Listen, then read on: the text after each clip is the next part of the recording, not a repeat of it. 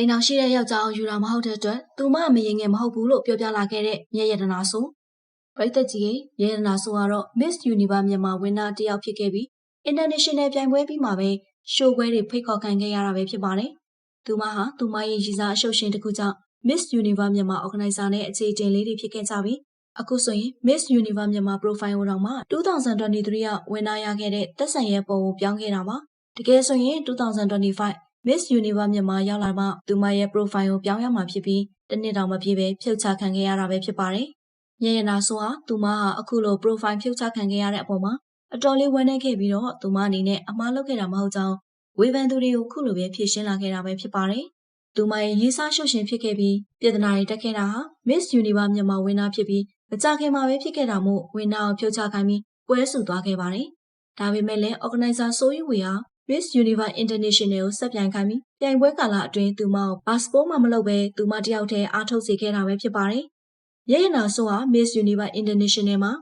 unplace ဖြစ်ခဲ့ပြီးတော်မဝင်ပဲပြုတ်ခဲ့သူပါ။သူမဟာပြိုင်ပွဲကာလပြန်လာချိန်မှာလည်း strategy ကြောင့်ပရိသတ်တွေအတွင်လဲနေတဲ့ကိစ္စကိုမပြောပြဘဲနေခဲ့တာပဲဖြစ်ပါတယ်။သူမဟာအိမ်အောင်ရှိယောက်ျားတယောက်ကိုတွဲတာမဟုတ်ပါဘူး။သူမနဲ့သူမအကူတို့ဟာ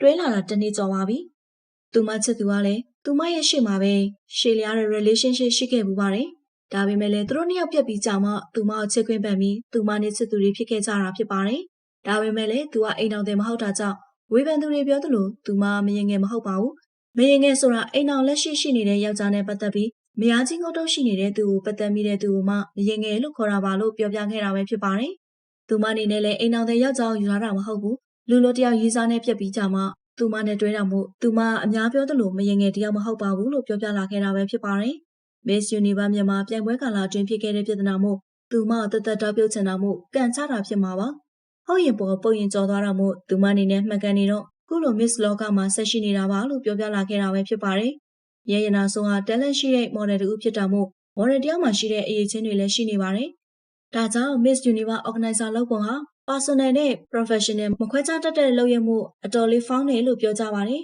။သူမအနေနဲ့လည်း MUM organizer နဲ့ဆက်မတွဲတော့တာကြောင့်တခြားပြိုင်ပွဲတွေကိုခံပတ်လာဖို့လည်းရှိတယ်လို့ပြောပြလာခဲ့တာပဲဖြစ်ပါတယ်။ရရနာဆိုဟာသူမရဲ့ professional လုပ်ဖြစ်တဲ့ Miss လုပ်ကိုအောင်မြင်အောင်ဆက်လုပ်မှာဖြစ်ပြီးသူမရဲ့မိဘနှစ်ပါးကလည်း support ပေးတယ်။ပြဿနာတွေဖြစ်တော့လေသူမအမေတို့ကအချိန်နေဆုံးသိတော့စိတ်တမကြဘူးပဲအားပေးခဲ့တယ်။အခုသူမအနေနဲ့စစ်မှန်တော့သူမချစ်တဲ့အကူကိုလည်းအနားမှာခေါ်ထားနိုင်ပြီးပျော်ရွှင်နေတယ်လို့ပြောပြလာခဲ့တာပဲဖြစ်ပါတယ်။ဒီတော့ပရိသတ်ကြီးသူမပေါ်မှာလည်းမှတ်ချက်လေးတွေပြောပြပေးခဲ့ကြပါဦးနော်။